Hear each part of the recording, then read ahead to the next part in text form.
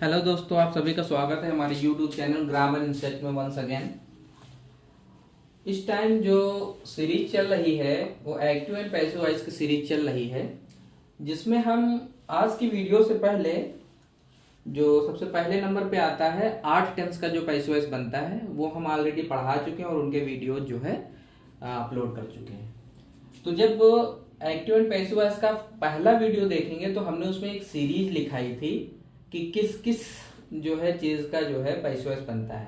तो उसमें सबसे पहले था 8 टेंस, उसके बाद में था इंपरेटिव सेंटेंस। तो 8 टेंस तो पढ़ा चुके हैं। अब जो शुरू हो रहा है वो हो रहा है इंपरेटिव सेंटेंस। इंपरेटिव सेंटेंस का पैसिव वॉइस कैसे बनता है तो यहाँ पर हम लोग आज वो सीखेंगे। तो बेसिकली इंपरेटिव सेंटेंस को समझने के लिए हमने इसे जो है 4 नियम कह लीजिए, 4 भाग में या 4 वीडियोस में हमने इसे कन्वर्ट कर दिया है इसे समझने के लिए। तो इसमें पहला होता है आज्ञा सूचक, दूसरा मना हो जाता है, और निवेदन होता है, सलाह होता है, इसी तरीके से प्रपोजल और अन्य भी चीजें होती हैं, लेकिन हम इन्हीं 4 में सबको जो है कवर करेंगे। तो इसमें जो है सबसे पहला जो हम आज कवर करेंगे आज के वीडियो में, वीडियो बड़ा ज्यादा नहीं होना चाहिए फिर अच्छा नहीं लगता है। तो आज की वीडियो में हम जो कवर करेंगे वो आज्ञा और मना यानी ऑर्डर और फॉर्मेट से रिलेटेड जो इस पैसिव वॉइस बनेंगे हम आज इस वीडियो में उन्हें कवर करेंगे। तो आइए देखते हैं। यहाँ पर सबसे पहले हमने जो है जो आज्ञा सूचक वाक्य होते हैं हम पहले वो लेंगे। इसका रूल ये है, इसमें let plus be plus V third का प्रयोग करते हैं। अब बुक में जो रूल लिखा होता है let plus object plus be plus फलाना प्लस धमाका, बहुत सारी चीजें लिखी होती है। तो अगर हम बुक का ही रूल लिख देंगे तो फिर कोई फायदा ही नहीं है पढ़ाने का। तो यहाँ पर रूल जो है जो मोटी मोटी मेन बातें होती हैं हम वहां यहाँ पर वो मेंशन करेंगे, और बाकी के जो नियम है हम उन्हें जो है प्रैक्टिस में ले लेंगे। तो इसमें जो है अब तक के जो है जो हम रूल पढ़ते आए हैं, बाकी के जो टेंस में एक्टिव पैसिव के रूल पढ़े हैं हम उन्हें भी यहाँ पर अप्लाई करेंगे। तो इसमें कुछ मोटी मोटी बातें हम पहले वो बता देना चाहेंगे। जो इंपरेटिव सेंटेंस होता है उसमें बेसिकली जो है आज्ञा दिया जाता है या फिर मना किया जाता है, सलाह दी जाती है या कोई प्रपोजल दिया जाता है, उसे ही इंपरेटिव सेंटेंस कहते हैं। इसमें क्या होता है जो वाक्य पहले समझ लेते हैं किसे कहते हैं। इसमें सब्जेक्ट वर्ब और ऑब्जेक्ट ये 3 चीज अगर किसी लाइन में मिल जाए तो वो वाक्य कहलाता है। परंतु ये जो इंपरेटिव सेंटेंस होता है इसमें वाक्य सदैव मुख्य वर्ब से यानी मेन वर्ब से स्टार्ट होता है, और इसमें जो कर्ता होता है वो सदैव यू होता है, ये वाला वाई ओ यू, यू वाले तुम, ये जो है वाक्य का कर्ता होता है। परंतु ये क्या होता है हमेशा छुपा होता है। तो इसे अंडरस्टूड समझा जाता है कि यहाँ पर यू तो है परंतु क्या है, छिपा हुआ है। तो वाक्य हमेशा इंपरेटिव सेंटेंस जो होता है वो मेन वर्ब से स्टार्ट होता है। परंतु हम लोग वही रूल अप्लाई करेंगे जो अब तक के एक्टिव पैसिव के पढ़ते चले हैं आसानी के लिए। इसमें क्या होता है कि जब पैसिव वॉइस हम बनाते हैं तो वाक्य की शुरुआत लेट से करते हैं। तो आइए देखते हैं इसे हम कैसे बनाते हैं। तो यहाँ पर ये हमारा सब्जेक्ट होता है, हालांकि सब्जेक्ट यू होता है ये पता है, परंतु यू क्या होता है, छुपा होता है। लेकिन चूंकि पैसिव वॉइस बनाना है तो हम लोग इसे निकाल लेंगे जरूर। तो सब्जेक्ट हो हमारा यहाँ पे सब्जेक्ट हो गया, ये हो गया मेन वर्ब और ये हो गया ऑब्जेक्ट। रूल वही जो अब तक के पढ़ते चले आए हैं। ऑब्जेक्ट का संबंध सब्जेक्ट से, सब्जेक्ट का संबंध ऑब्जेक्ट से, अदर वर्ड वहीं पढ़ा रहेगा, सहायक क्रिया वहीं पढ़ी रहेंगी। तो चूंकि ये ऑब्जेक्ट है और एक्टिव पैसिव का रूल यही है कि ऑब्जेक्ट सब्जेक्ट में आता, सब्जेक्ट ऑब्जेक्ट में आता, तो दिस लेटर को हम आगे ले लेंगे। तो हो जाएगा दिस लेटर, दिस लेटर, इसके बाद बी है,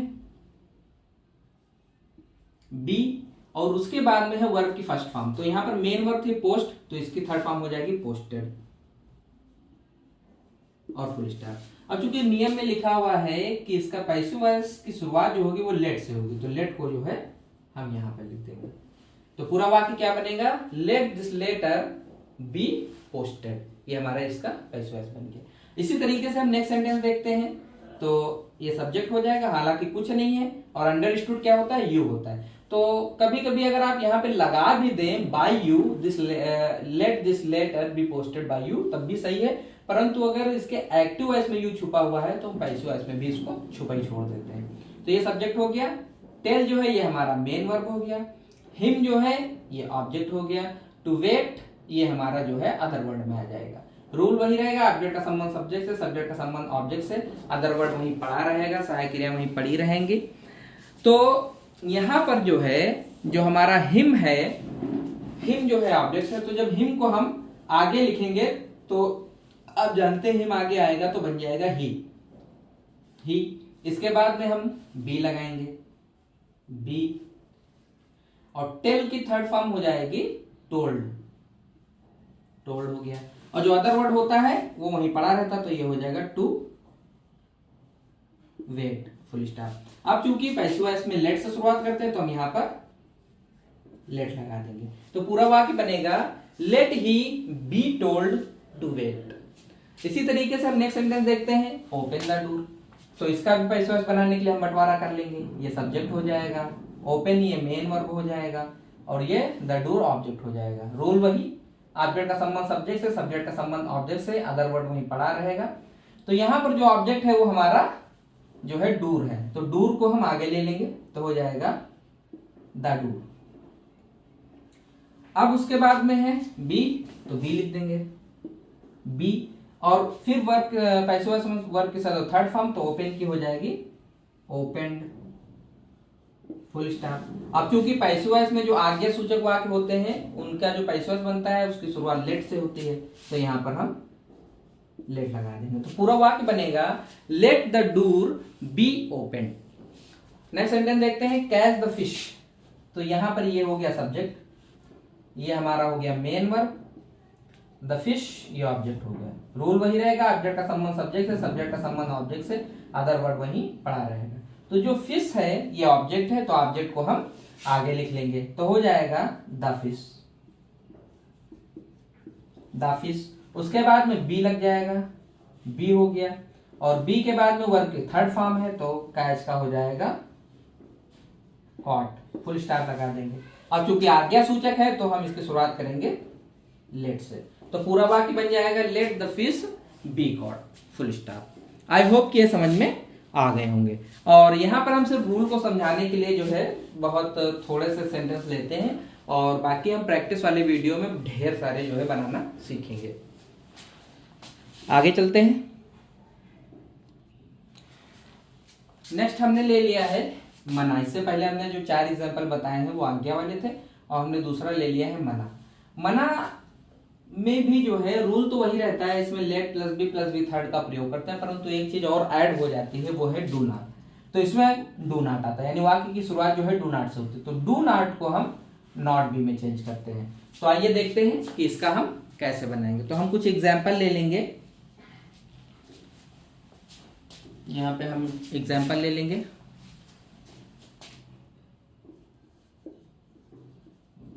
Do not kill the bird, do not kill the birds। तो यहां पर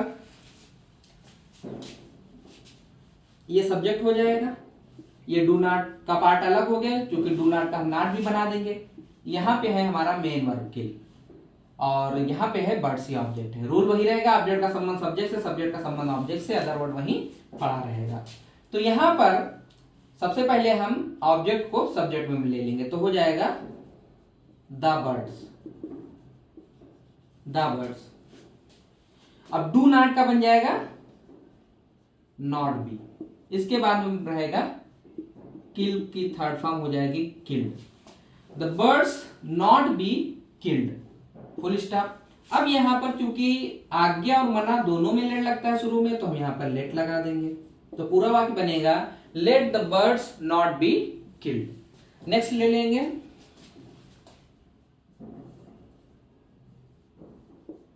do not attend the party,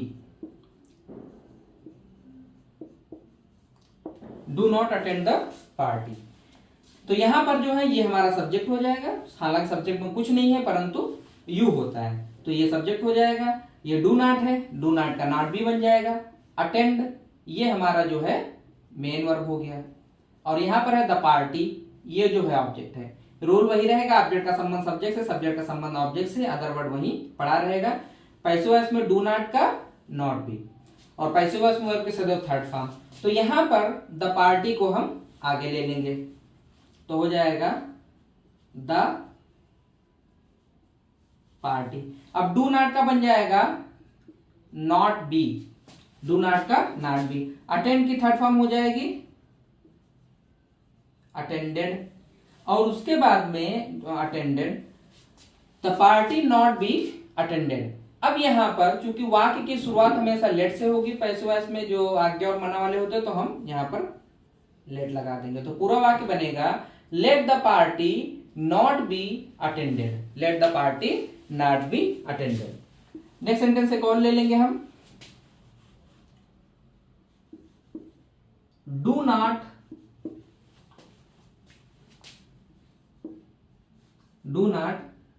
by